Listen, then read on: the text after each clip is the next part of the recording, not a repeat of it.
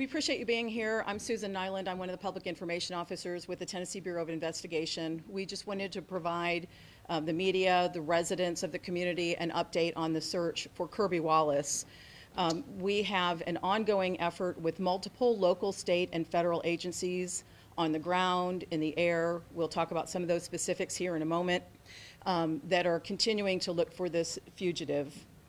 He was added to the TBI top 10 fugitive list last week and continues to be somebody that we are all looking for. We want to encourage residents in this area, in Montgomery County, in Stewart County, to remain vigilant.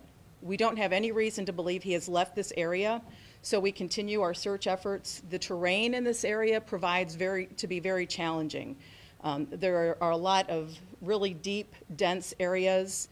He is from this area, so he knows this area fairly well, we would imagine, and it's very difficult to access some of these areas. I'm told some of the thistles and briars are chest high, so just even getting through these very dense areas has been very difficult. As part of TBI's involvement, we have 10 agents that are on the ground today. We had 20 yesterday. We have supervisors at the command post as well. We additionally, back at headquarters in our fusion centers, we have a team of agents and intelligence analysts who are continuing to monitor situations, are taking calls as anyone calls in with information they might have that's relevant to this. We ask anyone to call 1-800-TBI-FIND if you believe that you have any information that can provide helpful. However, if you do see this individual, do not approach him. It's very important to not approach this person and call local authorities, call 911 instead.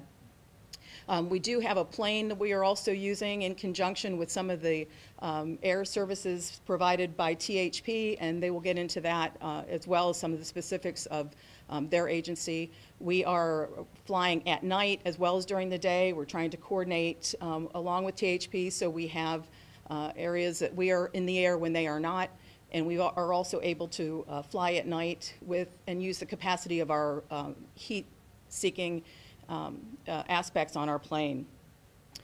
We are going to have different agencies represented here who can talk to some of the specifics about how their agencies are involved, some of the support that they're offering, answer some of the questions you all might have, and then we're going to open it up for questions. So thank you for, again, continuing to get the photo of Kirby Wallace out there and in front of everybody's eyes.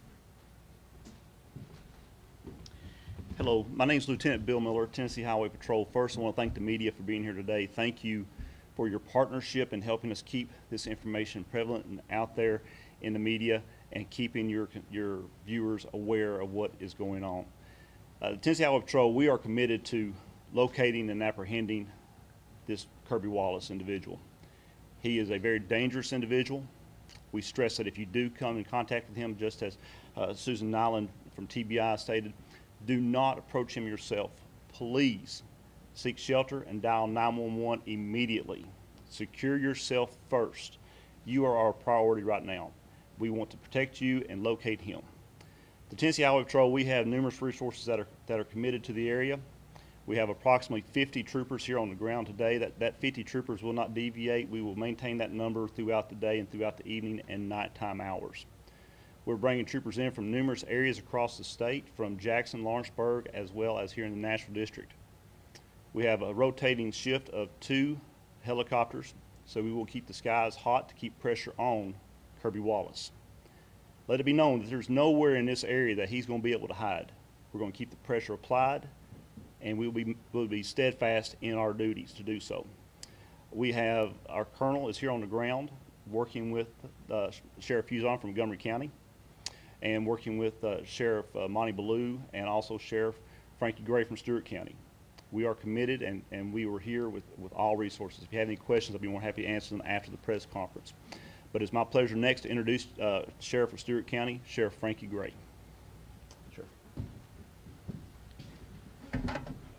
We are going to continue to respond to all calls, all suspicious vehicles, sightings of suspicious persons. We're going to be clearing all buildings and structures in our search area. We are continuing this effort 24/7. We're not going to pull out until we have located and apprehended Mr. Wallace. Mr. Wallace is considered armed and dangerous. We know he's dangerous. We're going to need the community to help us, to be our eyes and ears, to help apprehend Mr. Wallace.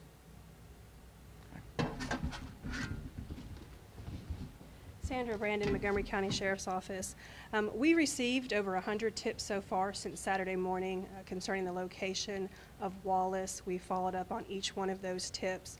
We've broken the perimeter into a grid, and we're doing a grid-by-grid search of the area, going door to door and knocking on all the homes.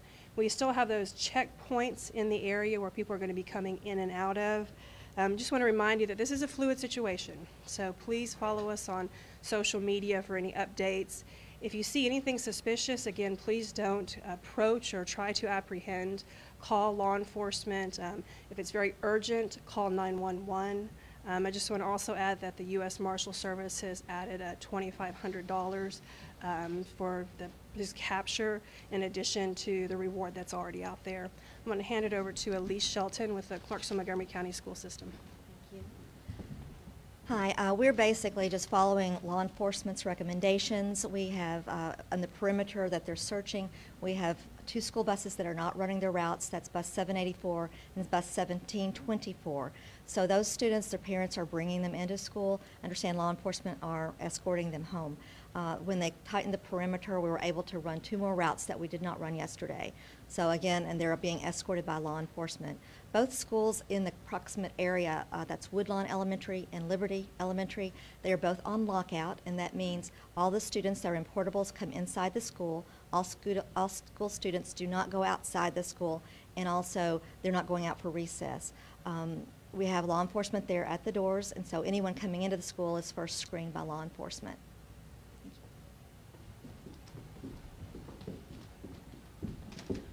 I'm Lita Joyner, Director of Stewart County Schools. I want the community to know that we're doing everything we can to keep our students safe. Safety is the priority. We feel like the students are safer in school. I've had many questions about keeping their children home and that being excused. That will not be the case. We think students need to be in school and they're safer in school. We are fortunate to have an SRO in each of our schools, and we continue to be on what we call soft lockdown, which is very similar to what Ms. Shelton said. The students remain inside. The doors are locked.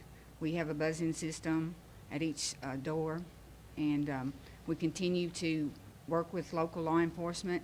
We appreciate the Sheriff's Department and Sheriff Gray. They have helped us with our Indian Mound routes. They have followed the buses as the students are boarding in the morning, each of those 5 routes in Indian Mound. We have changed our procedure for loading buses. We have heightened security there, and we've also told our bus drivers and our students that the bus is to stop, the doors to open, and the student can remain inside the house until that happens, and then they board the bus. So we continue to do everything we feel is possible to keep our students safe, and we welcome any input from the community. Thank you. Thanks very much. I know you probably have some questions, and since we covered a lot of ground as far as different counties and different agencies, if you have a question, if you want to direct it to an individual person or an agency, we can get that person up there to answer it as best as possible. Sure. Just real quick, talking about the terrain, talk about, I mean, for people who aren't familiar with this area, how rural, we can see a lot of cornfields, tobacco fields, these empty houses. Can you talk about what you're seeing out there? Well, it's a combination. It's a rural area. It's agriculture. We've got a lot of corn, which this time of year is not picked. We've got a lot of growed up fields. There's a lot of areas where the timber has been cut. Years ago, it's growed up, a lot of thick underbrush. You've got a lot of hills, valleys, we call them hollows here, and it's very, very steep terrain. It's dense foliage, and like I said earlier, it's there's a lot of places where Mr. Wallace can hide, and a lot of places you're not going to see him until you absolutely step on him if he's hiding. I'm sorry? Caves, anything like that? There are some caves. I've been getting a lot of tips on caves that we may not be familiar with, and we are searching those when they come in. And like I say, we are receiving a lot of tips where people are calling where he could be hiding, and they're giving us tips on, like I said, caves and places that we do not know about, and maybe cabins and things like that. But In our search area, we're searching every structure, every abandoned structure in our search area that we run across. Sheriff Gray, have any friends or associates of Wallace been questioned or brought in as part of this investigation? I can't answer that for anybody else. We have talked to the Sheriff's Department. We have talked to some prior to this incident, but since the incident of yesterday, I can't answer that. Sheriff, who's the victim from yesterday's shooting? When will you release the name of? That will be up to Montgomery County. That incident occurred in Montgomery County. As of right now, we have no plans to release the name. We are still waiting on full family notification.